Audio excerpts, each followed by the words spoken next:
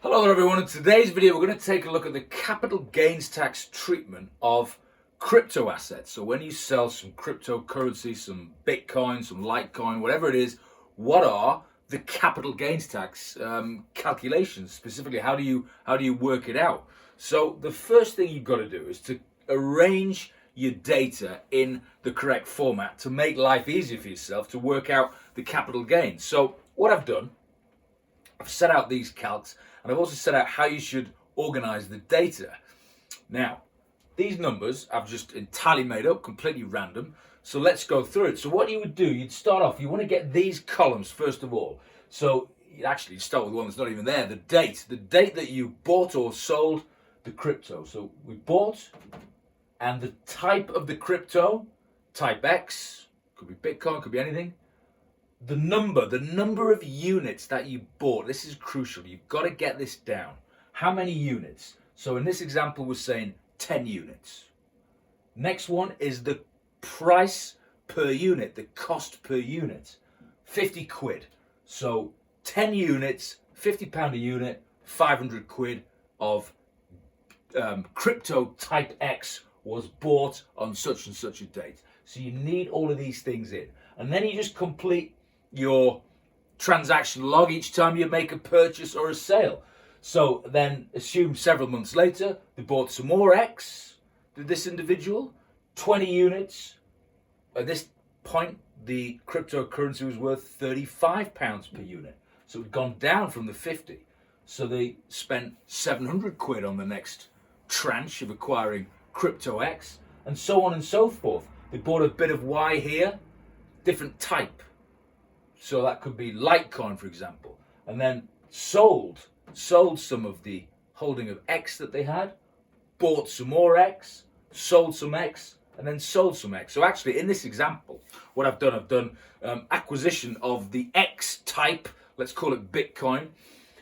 They bought 10, then 20, they sold 6, bought 15, sold 9, sold 30. So actually, they acquired 45 units in total and sold 45 units in total. So bought it and then got rid of it in its entirety over the course of, could have been several months or many years even.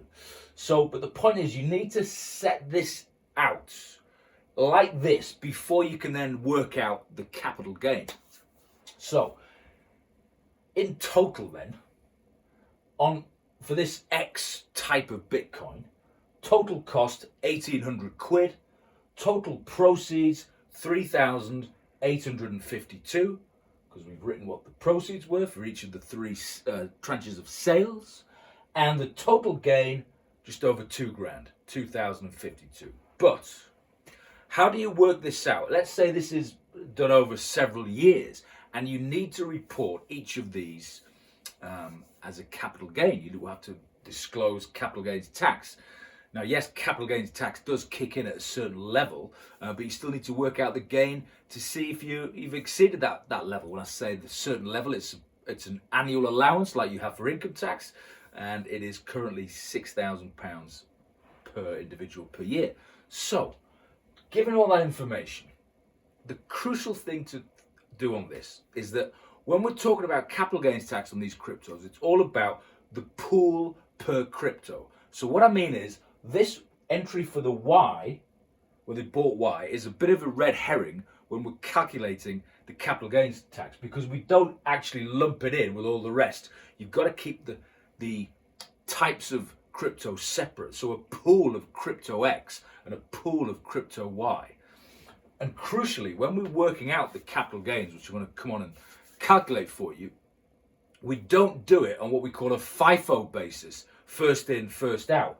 So on the first sale, 6 units here, we don't say, well, we know that 6 must come from the original 10 that cost us 50 quid per unit. That's not how we do it. It's all about cost pool averaging. So we have to take an average of what we've got in the pool at that point. That's the crucial thing for working out the capital gains. So once we've got all this listed out, the easiest way to do it is on a spreadsheet. It's dead easy. Then you've got enough information to work out the capital gains on each of the 3 disposals of Crypto X. Notwithstanding the fact that globally, we know it should come back to 2052 because we've bought 3 rounds and sold 3 rounds. So, but how does each of those individual gains work out? So, the first one is disposal of, where is it? Disposal of 6 units of Bitcoin. So we sold 6 units of Bitcoin at £62 per unit. Okay? 372 quid, let's say, right? Like I said, this could be any type of crypto. I don't even know what Bitcoin currently goes for. But the point is, when we sold this X, we sold 6 for 62 quid a unit. So we actually got £372. That is, in our capital gains tax calculation, sales proceeds. Now, here's the little fiddly bit. What was the cost of what we sold? Well, like I said a couple of minutes ago, it's not done on a FIFO basis, first in, first out. It's done on an average basis. So what we need to do is look at this figure here. And what it is, it's so you look at the cost, the pool of the cost of all the crypto of that class up to the point of disposal. What the hell does that mean? So let's have a look. In your wonderful data grid, spreadsheet, rows, columns that you put together, you put another one on here, which is the cumulative of your cost base for that type of crypto. So when we bought our original 10 units of Crypto X, it was 500 quid. Then we bought 20 at 35, 700 quid. The total was 1200. Now we haven't bought any more X before we sell it. But we bought some Y, but remember that's a red herring. Forget Y, Crypto Y, whatever that is, that's separate. We're just concentrating on Crypto X.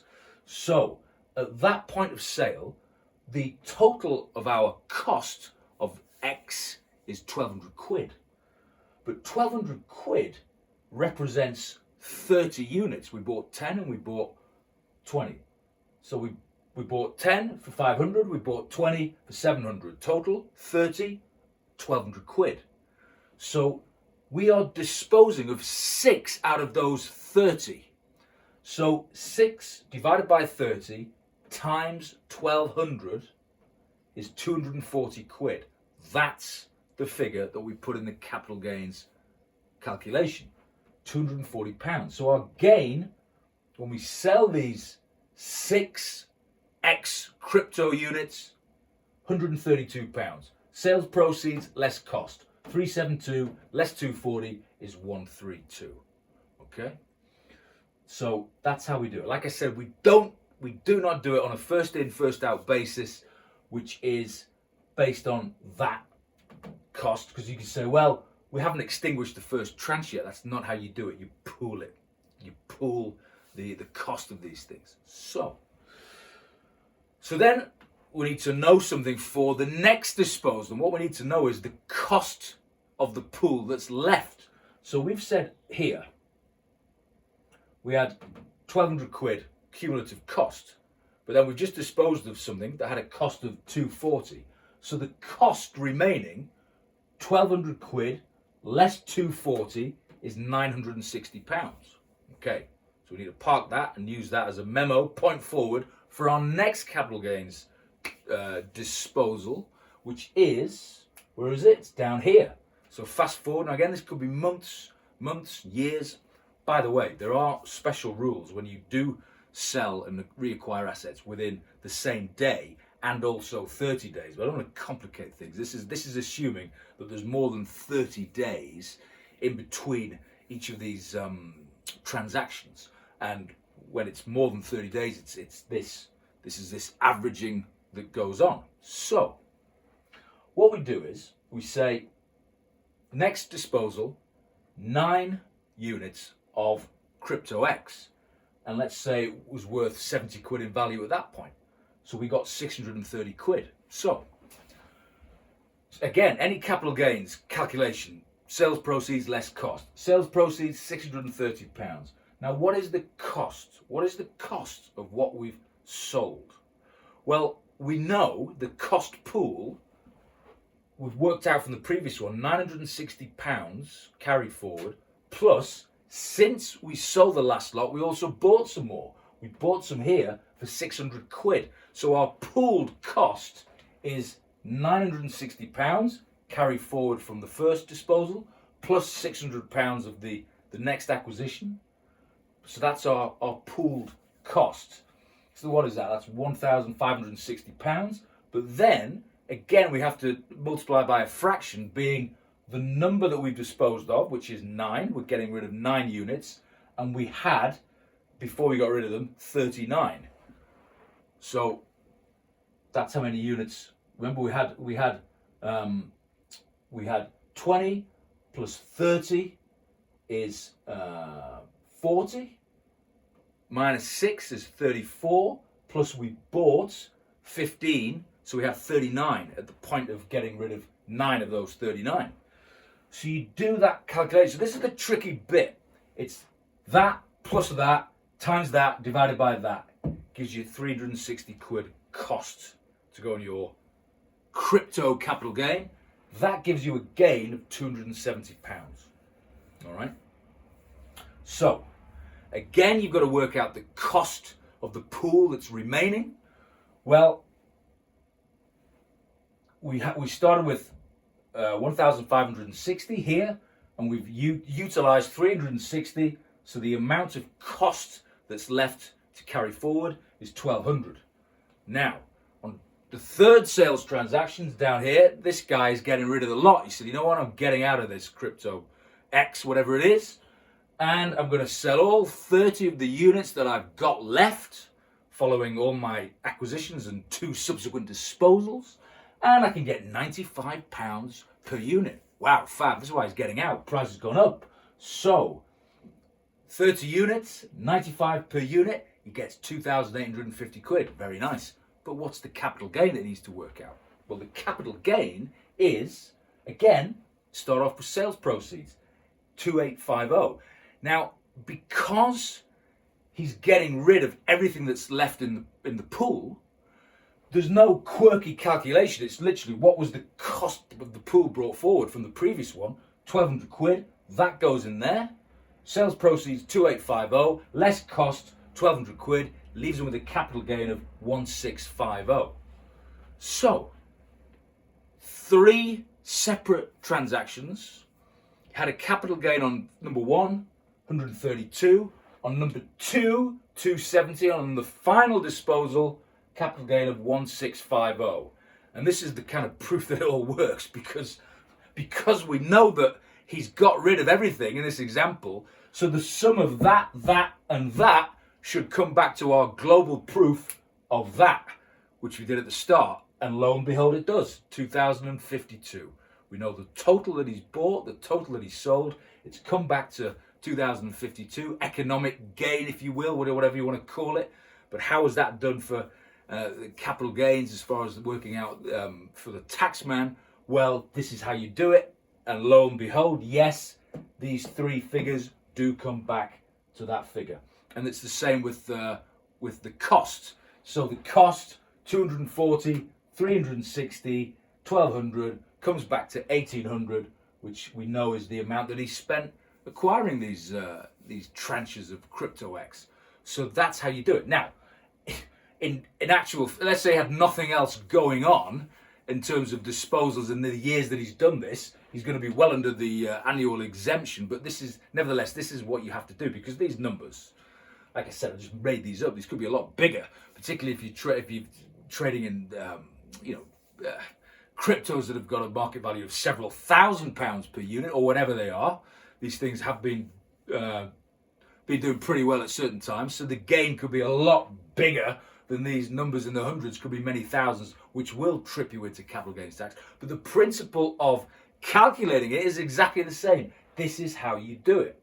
This is how you do it, all on the pooling basis. Now, of course, at any point in time, you're going to have to go with this in terms of knowing how to do it, right? You can't just check back and say, well, the global amount should come back to that, because you can only do that, of course, when you've got rid of the lot. So in each point, if this is over several years and you want to check to see, is it right? You just got to hope that it is by following this formula that I'm talking about. And you'll only know right at the end when you've got rid of the lot if you've done it right. When you tot up the gains over the months or years, should come back to this global figure.